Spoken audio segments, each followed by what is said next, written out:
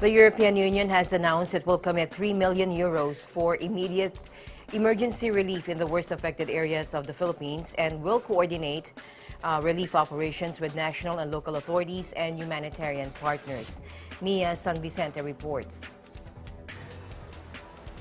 The European Commission pledges €3 million of emergency funds for an immediate humanitarian relief in typhoon-hit Philippines.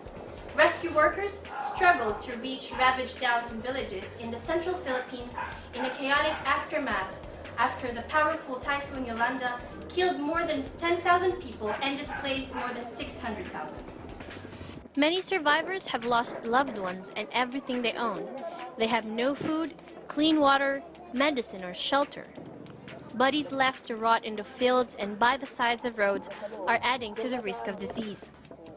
International aid agencies and countries are rushing in supplies and personnel. A spokeswoman for the European Commission announced the EU's contribution to the relief effort. The Commission dispatched humanitarian aid experts to the ground to assess the most critical needs. The Commission has made available €3 million in financial aid to help in the most immediate emergency relief efforts in the worst affected areas. This emergency money goes directly is delivered directly on the ground through agencies, NGOs working on the ground to provide immediate relief.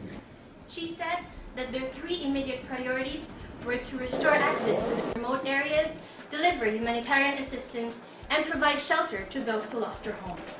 Commissioner Georgieva, responsible for humanitarian aid and crisis response, has made it clear that in the coming days there are three main priorities.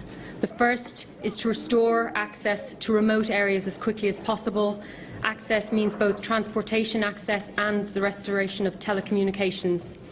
The second priority is to deliver humanitarian assistance for people affected as quickly as possible. And the third priority is shelter. Once clean water and other important resources are getting through, shelter is the key priority, as with massive wide-scale destruction, people have no cover from the elements and nowhere to sleep. Most of the damage and deaths were caused by waves that inundated towns, washed ships ashore, and swept away villages. Blocked roads and fuel shortages were hindering the relief operations, and people were looting stores out of desperation. Besides food and water, she said residents were in need of shelter, hygiene, and medical supplies. Reporting from Europe, Mia San Vicente for Eagle News Evening Edition.